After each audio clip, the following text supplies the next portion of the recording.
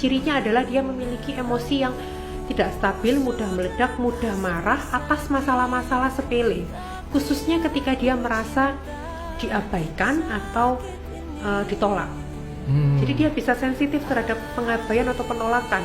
Biasanya bisa bertengkar tuh sama suami atau sama mertua gak ada maksud apa, dia mungkin bisa marahnya meledak gitu. Hanya gara-gara sepele gitu. Hanya karena masalah sepele.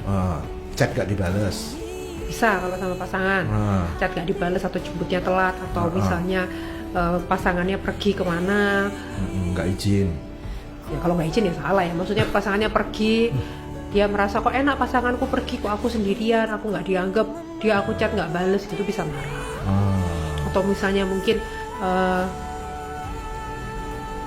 calon mertuanya, calon mertuaku kok lebih sayang sama kakak iparku, jadi padahal anak kandungnya sendiri kan, berarti kakak ipar, bisa marah, cemburu, berarti mertuaku nggak sayang sama aku, jadi rentan terhadap penolakan.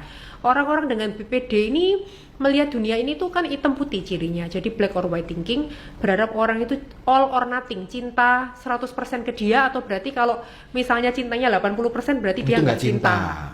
Padahal kan pada kenyataannya kita nggak bisa berharap orang itu 100%, jadi harus belain dia pergi, pergi nemenin dia terus, gak usah kerja, yang penting harus sama aku, kalau aku chat harus dibales, harus bilang I love you misalnya kayak gitu, kalau enggak berarti kamu gak cinta aku, gak sayang aku, kalau kamu pergi sama temenmu berarti kamu gak sayang aku, bisa seperti itu.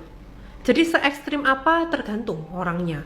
Nah bagaimana kalau sudah terlanjur menikah ya sulit untuk mengubah orang dengan BPD, tapi dengan bantuan obat sebenarnya bisa membantu untuk mengontrol impulsnya.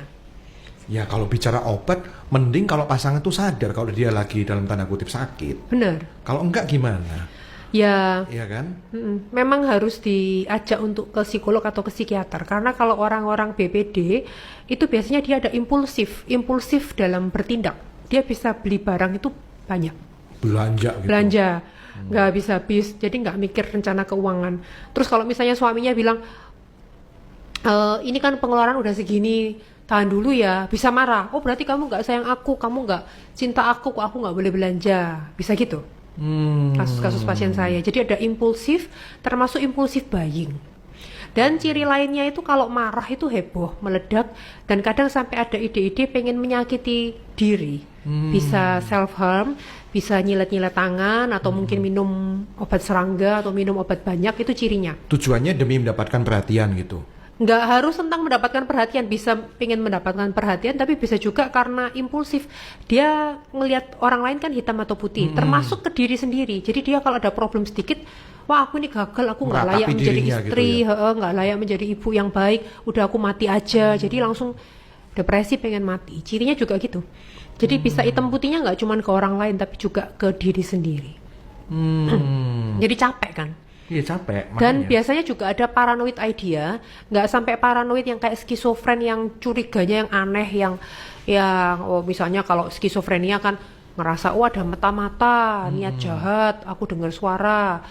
Kalau borderline personality disorder itu mereka nggak sampai aneh banget, tapi mereka bisa ada curiga ke pasangan, merasa pasangannya jangan-jangan nanti dia selingkuh, cemburu, curiga nanti pasangannya selingkuh sama siapa, bisa seperti itu.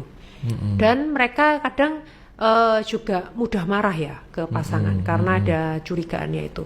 Beberapa kasus ada yang disertai sedikit halusinasi auditorik, beberapa kasus BPD. Jadi dia bisa dengar-dengar suara berisik yang nggak jelas gitu. Tapi cuma sebentar doang, nanti setelah itu hilang. Diajak ngomong masih nyambung. Itu yang membedakan ya. Kalau skizofren kan udah nggak nyambung banget. Kalau BPD itu dengar-dengar suara, bisikan, berisik, tapi cuma kadang-kadang. Nggak semua pasien BPD bisa seperti itu. Tapi ada beberapa kasus yang ada gejala psikotik tapi cuma sebentar-sebentar.